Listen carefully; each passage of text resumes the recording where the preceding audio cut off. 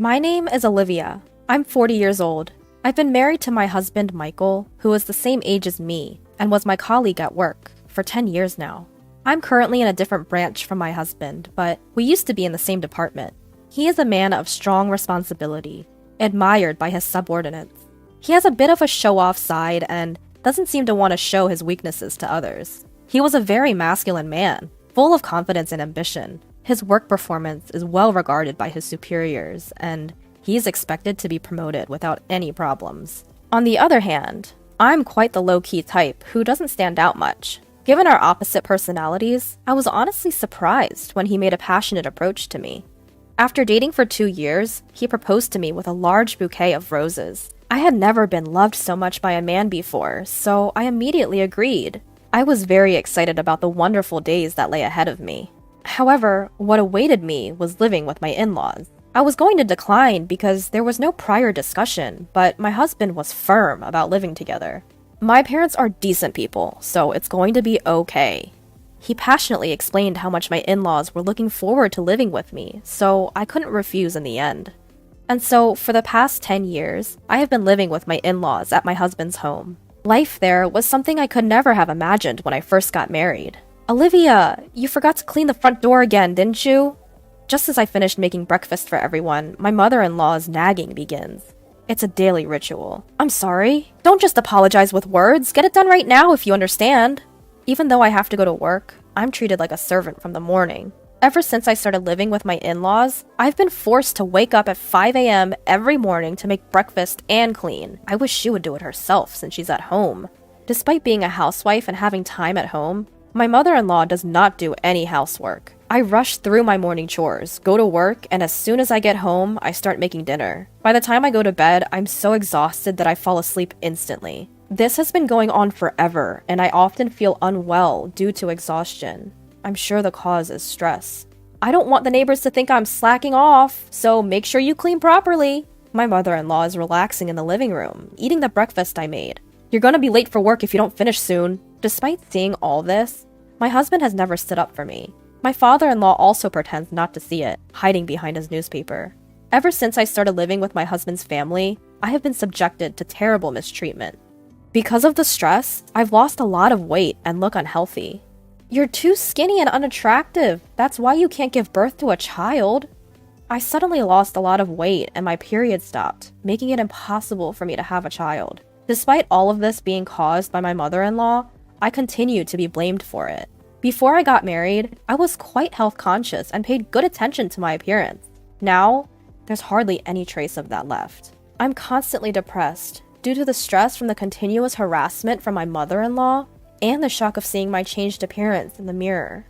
I've become totally subservient to my mother-in-law. I've become so apathetic that I don't even feel like leaving this house anymore. Then, I received some devastating news. My father had suddenly passed away due to an accident.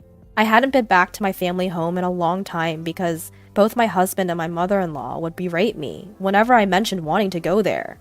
Receiving the news of my father's death, I deeply regretted not spending more time with him. My family home is about an hour's drive from my in-laws' place, not too far. So I asked my husband and mother-in-law to come to my father's funeral. There's gonna be a funeral for my father. Oh, we're not going. Just let your family handle it. They cut me off before I could finish and said those words. I never thought they could be so heartless. With shoulders trembling with anger and grief, all I could reply was, "Understood." Many people gathered at my father's funeral. My father was self-employed and had a lot of connections. Everyone at the funeral was shedding tears, which showed how much he was loved. "Olivia, it's been a while. But what happened to you? You've lost so much weight." My mother, who I hadn't seen in a while, was shocked at my worn-out appearance. "Well, just a bit." "You're not sick, are you? I couldn't bear losing you too." My mother, thinking I was ill, started crying. Given her current mental state after my father's death, it wasn't surprising. "I'm not sick. Don't worry." I tried to calm my frantic mother and took a break in the waiting room. "If you're not sick, then what's wrong?" I thought back to my interactions with my husband and mother-in-law. Even when I told them about my father's death, they didn't say a word of comfort. Thinking about it made my anger bubble up, and I decided to tell my mother about my life at my in-laws' place. "Actually, I've been subject to what you might call bullying by my mother-in-law. It's wearing me out. As I spoke, looking down, my mother peered into my face with a worried look. I'm relieved you're not sick, but this doesn't make me feel any better. Is that why you haven't been coming to see me? Yeah.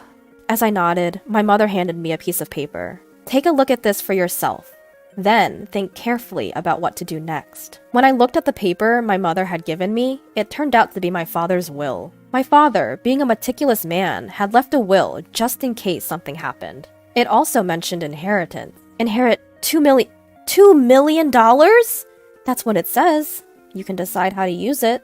I was stunned by the large sum. At the same time, I began to hope that I could end my shared living situation. With this, I can build my own house and get out of my in-laws' place right away. Thanks to the inheritance my father left me, my life seemed to be getting brighter. I returned to my in-laws' home and was doing the household chores as usual. On the days when I have plans, the house tends to be messier than usual. This is probably inevitable since there's no one around to clean. While silently doing the chores, I was thinking about the $2 million I had inherited from my father. Despite my dislike for my mother-in-law, I wanted to stay with my husband, Michael. I decided to honestly discuss the large inheritance and suggest leaving the in-laws' home. There's something I want to talk about. After Michael's parents had gone to bed, I started the conversation when it was just the two of us. Talk? Yeah, about my father. Actually, I've come into an inheritance. Oh? How much? Well, it's $2 million. When I mentioned the amount, Michael was taken aback, perhaps because the figure was far beyond his expectations. Wait, what? That's right, $2 million. Upon grasping what I had said, Michael was overjoyed. He left you that much? That's generous. But about how to use this money, I was about to get to the main point, seeing Michael in a good mood.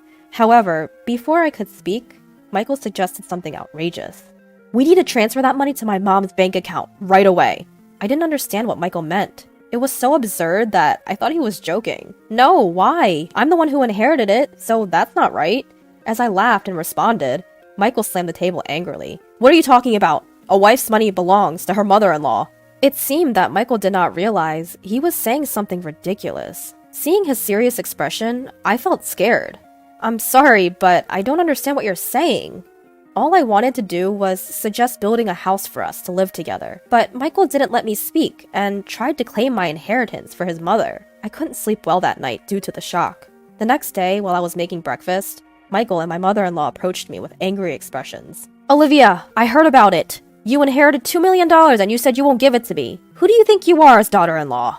My mother-in-law had already heard about the inheritance from Michael. But I'm the one who inherited it. Stop arguing and transfer it to my parents' account now. A daughter-in-law's money is our money. It seemed that they were determined to get the inheritance by any means. No matter how much I refused, they kept blaming me.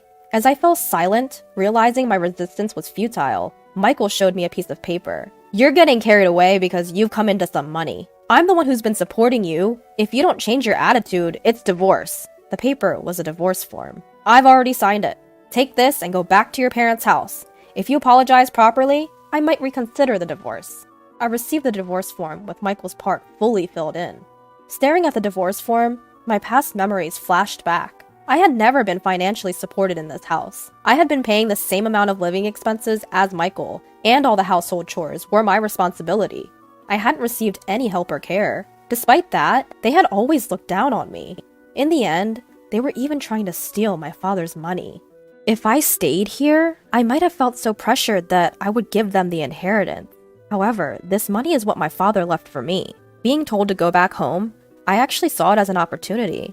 Holding the already filled out divorce papers, I realized that the decision about my future was in my hands. I resolved to never give my father's inheritance, and I made a decision. I went back home after finishing work that day. I'm home! Welcome back. I had a feeling you would be back soon. My mother welcomed me with a warm smile, despite my exhaustion.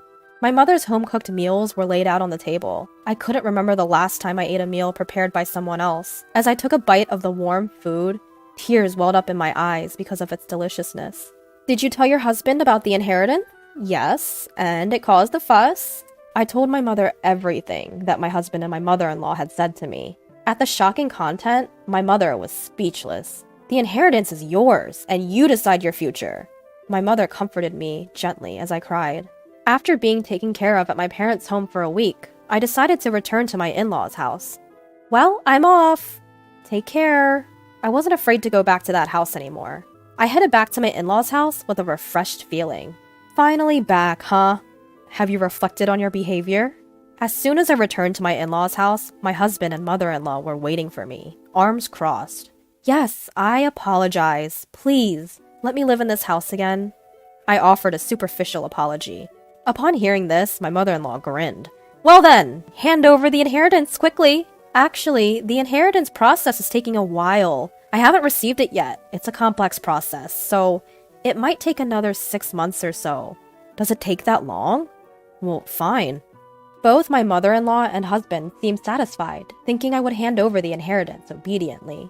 However, they kept nagging about me going back to my parents' house for a week. Because you're not doing your duties as a wife, the house is a mess. Clean it up quickly. The in-laws' house was incredibly messy and unhygienic after just a week. It was almost impressive how they could make such a mess in a short time. Understood. The old me would have been deeply upset to see such a state. But now, I didn't care. No matter how much my mother-in-law bullied me or how hard the housework was, it didn't bother me at all. I did the housework as my mother-in-law ordered. It was my mother-in-law's birthday. I'll be going then. Make sure you keep the house clean. My mother-in-law always went on a trip for her birthday. Of course, I wasn't invited. By the way, have you received the inheritance yet? It's supposed to come in today. That's convenient. That $2 million is a present for Mom. Make sure to transfer it to Mom's account before we return. It's just too convenient that my mother-in-law's birthday coincides with the inheritance. My husband was unable to see through my lie. Without answering, I sent off the three of them with a smile, saying, "Take care." As soon as they were out of sight, I started executing my plan. I had been waiting for this day for a long time. They'll be quite surprised when they return from their trip, but that's no longer any of my concern. I quickly packed my things and left my husband's family home. Wow, this is amazing! I was moving my belongings into my new home. Actually, I had built a house with my father's inheritance. I'm so happy to be able to live in such a beautiful house. And I decided to live with my mother from my hometown. I'm truly happy that I don't have to worry about those people anymore. I sank into the plush sofa, feeling content. Today is a celebration of my new home with my mother. We invited a chef to our home and spent a luxurious day. The next evening, I received a call from my husband. What the hell is going on? He probably didn't understand the situation, as all my belongings were gone when he returned home. I won't be coming back there. Goodbye. I tried to hang up without wanting to talk to my husband, but my mother-in-law was yelling on the other side of the phone. What are you doing? Where are you now? I cannot tell you that. You told me to clean the house, so I tidied up my belongings. That's not a funny joke. Plus, you didn't transfer the inheritance. How many times do I have to tell you that the daughter-in-law's money is mine? Huh? I'm single, you know. When I answered that, my yelling mother-in-law suddenly became silent. Single? Well, I'm a divorcee. I was handed a divorce paper, so I submitted it. I'm a stranger to you now. Goodbye. I hung up the phone after saying that. I couldn't stop laughing, imagining my mother-in-law's stunned face on the other side of the phone. I feel very relieved to be unrelated to that family now. After that, I received numerous calls from my ex-husband. When I had some free time, I purposely picked up the phone and ignored the abuses from my ex-husband and ex-mother-in-law. I thoroughly recorded all those calls. I decided to consult the police with those recordings. Harassment from an ex-husband is not uncommon. We'll give a warning before it gets dangerous. Thankfully, the police responded immediately and went to warn my ex-husband's family. For my ex-family-in-law who care about their public image, just having the police come would be enough damage. In addition, a subordinate of my ex-husband who lived in the neighborhood saw the police coming. My ex-husband was a prominent figure in the company, so the rumors spread quickly. Moreover, the colleagues and subordinates who didn't like my ex-husband started to spread bad rumors about him. Eventually, the rumor reached the department I belonged to. Did you hear that the police came? I'm divorced now, so I don't really know. What? You're divorced? Yeah, I was fed up with the abusive language from my mother-in-law and my husband. I spoke in a loud voice so that others could hear. The rumor-loving employees spread the rumor even more. It didn't take long for the rumor to reach my ex-husband's boss. You've been getting a lot of bad rumors. Huh? What are you talking about? I hate men who can't cherish their wives. Moreover, with such bad rumors circulating, it'll harm our reputation, so I've decided to transfer you. The transfer order given to my ex-husband was harsh. Wait, this place is... It was a branch office in the worst performing region. There's absolutely no entertainment around. It's a place you could call a landlocked island. You know what this means, right? Everything my ex-husband had built up to this point had collapsed, and there was no prospect of promotion in the future.